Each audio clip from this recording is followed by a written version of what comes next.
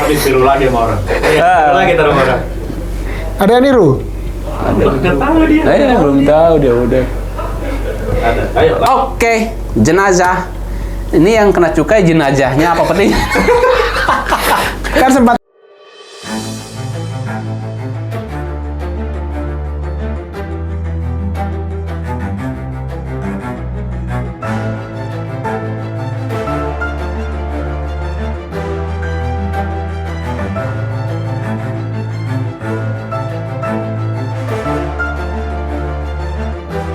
Bismillahirrahmanirrahim. Assalamualaikum warahmatullahi wabarakatuh. Waalaikumsalam warahmatullahi wabarakatuh.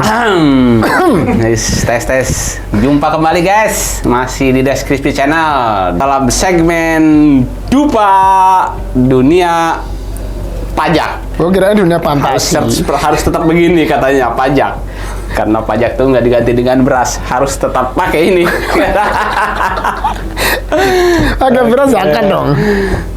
Iya. Pak, Mau bahas apa lagi nih? biasa seperti biasa kita bahas yang viral memviral minggu ini ya. Ya, pajak viral ya. Pajak viral, kita memojokkan pemerintah biasa. Enggak lah. Kita kan sudah mendeklar. Soalnya belum ada tebusan buat jadi buzzer.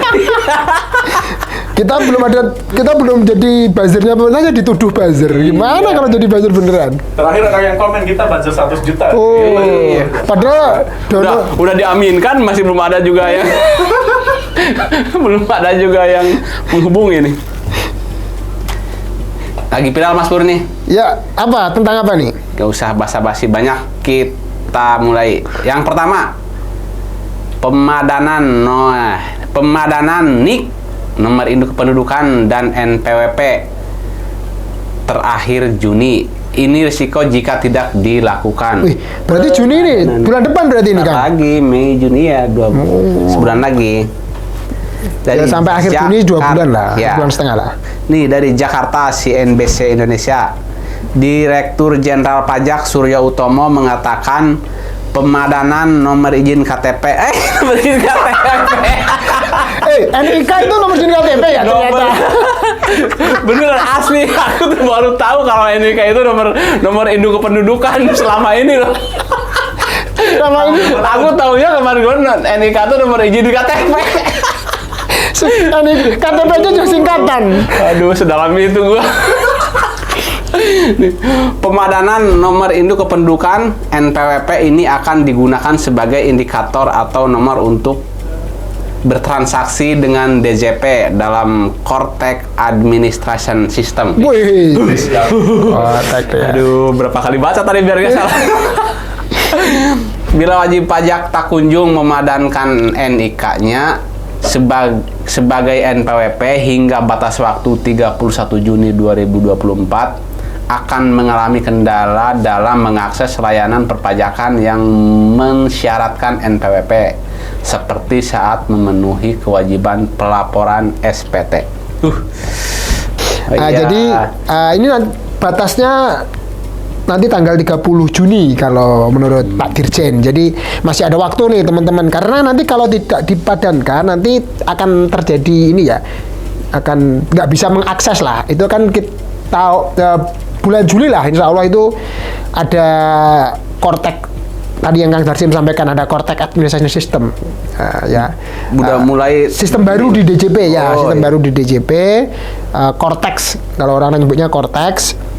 Nah itu nanti kalau NPWP kita belum dipadankan dengan NIK, terutama bagi NPWP orang pribadi ini nanti nggak bisa ngakses nih, nggak bisa melakukan administrasi, mau meminta hak dan kewajiban pajak nggak bisa. Enak dong, gak usah bayar kalau nggak bisa.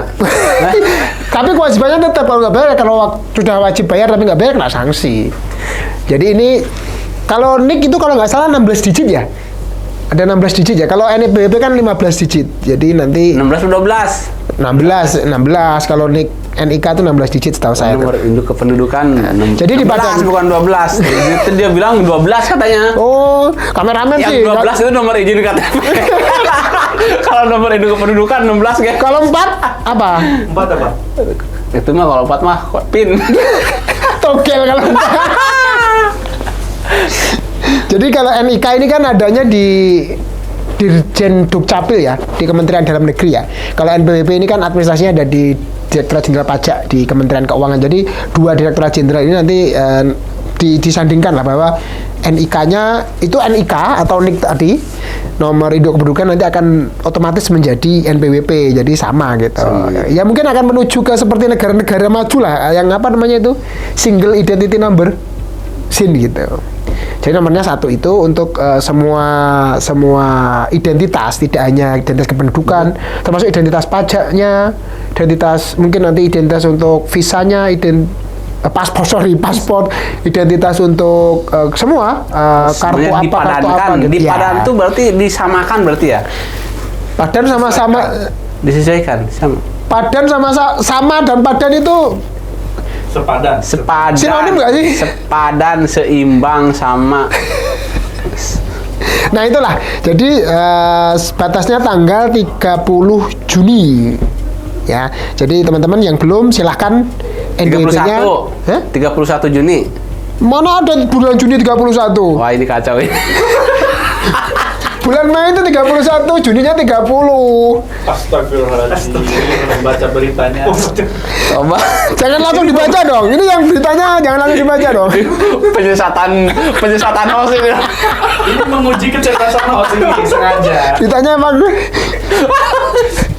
tanggal 31 Juni tanggal apa Kita itu? nggak inget bulan apa yang sampai tanggal 31, tahunya akhir bulan aja. Gajian gitu ya. Jadi waktu kebodohannya terus. Bodoh amat sampai tanggal 31, 32 atau tanggal 25, yang penting akhir bulan gajian aja. Gitu. Nah, teman-teman bagi yang punya NPWP belum Segera dipadankan ini segera padankan. Segera Gitu. padankan biar tidak terhambat nanti untuk mengakses Betul. proses perpajakannya. Di Cortex ya. Oke. Oke. Selanjutnya. Yang kedua kan versi. Selanjutnya. Wah. Wah, selanjutnya nih lumayan nih Waduh, dari saya KPK. Nih, Susah juga nih mau bahas-bahas yang ketangkep ini. ini sudah.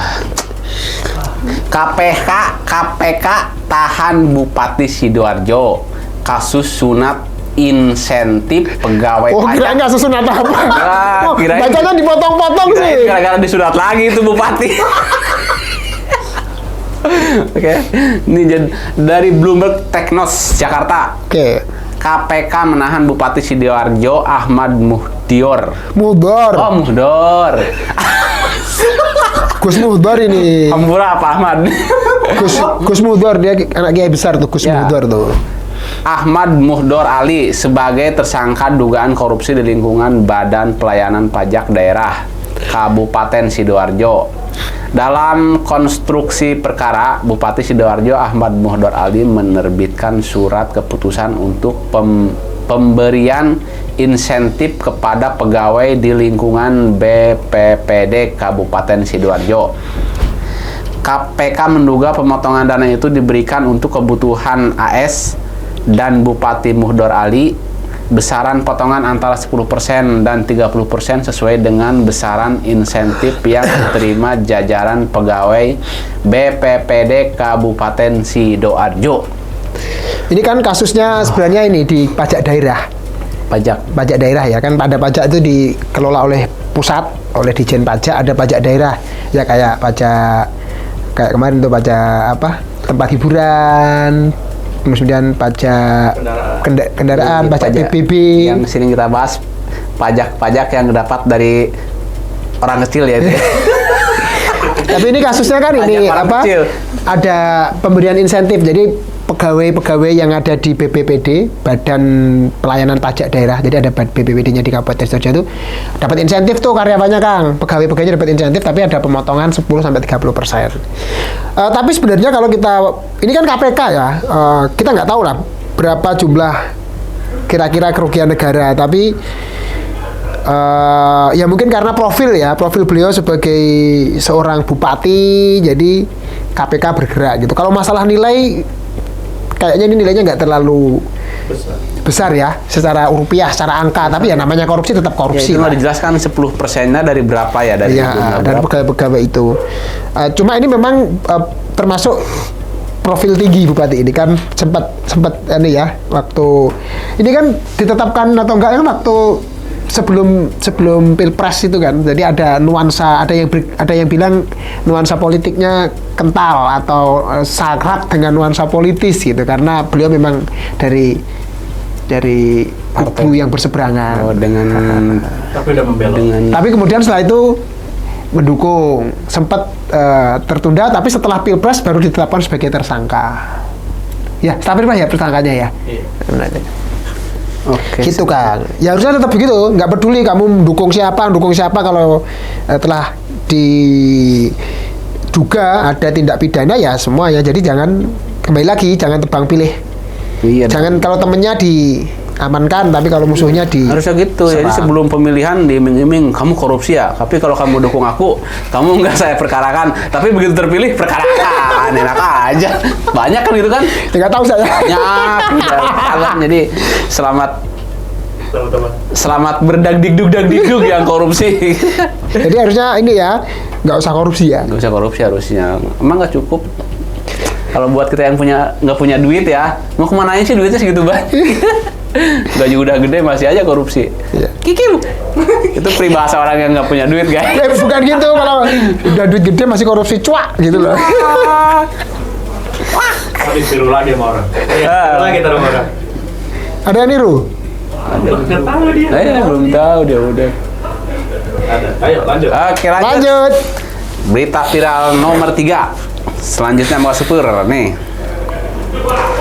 Bea cukai. Kronologi peti mati jenazah kena bea masuk 30%. Ini faktanya. Bea cukai lagi nih, Kang. Ini peti mati ada isinya apa enggak nih? Nggak tahu. Bisnis.com Jakarta. Nih. Kalau peti hidup malah takut lu. Platform Twitter kembali heboh soal pengenaan bea masuk sebesar 30% atas peti mati jenazah dari Penang, Malaysia ke Indonesia. Warganet tersulut dan turut mempertanyakan hal tersebut kepada Bea Cukai. Akun resmi Twitter Bea Cukai @brapo_beacukai menegaskan bahwa untuk pengiriman peti jenazah mendapatkan pembebasan bea masuk. Prastowo aja nih. Bapak Prastowo pun membagikan beberapa bukti invoice dan permohonan pengeluaran jenazah yang standar dipakai di kargo jenazah Bandara Soekarno-Hatta. Tercantum bahwa bea masuk, cukai, dan pajak dalam rangka import tertulis Rp0.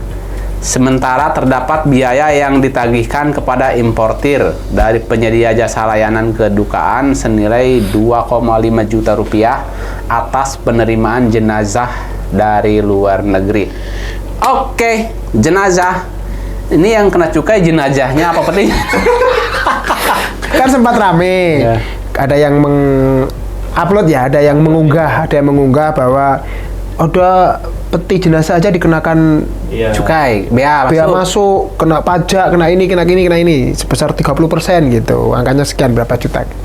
Ternyata setelah diselidiki ternyata nggak ada bea masuknya, nggak ada cukainya, nggak ada pajaknya, karena memang itu dibebaskan ya, dibebaskan bea masuknya, jadi Rp0 gitu. Makanya sempat ini mungkin ada di berita lain ya, teman-teman nanti kalau ada baca di berita lain tuh sempat ini di bea cukainya mau mengambil tindakan hukum nih bagi yang mengunggah ini biar nggak sembarangan. Karena itu hoax berarti ya? Nah, itu hoax gitu. Kalaupun kemarin mungkin bea cukai memang ada yang tidak benar dalam prosesnya atau apanya, ya sudah, jangan yang benar di semua tidak benar kan gitu ya? Kita memang harus adil sejak dalam pikiran katanya gitu. Jadi kalau memang yang salah, kalau yang benar-benar jangan. Kalau saya sangat setuju bila hal semacam ini segera ditertibkan lah. Itu berarti kalau istilah tuh, kalau istilah kan gara-gara nila setitik rusak susu sebelanga. Siapa yang?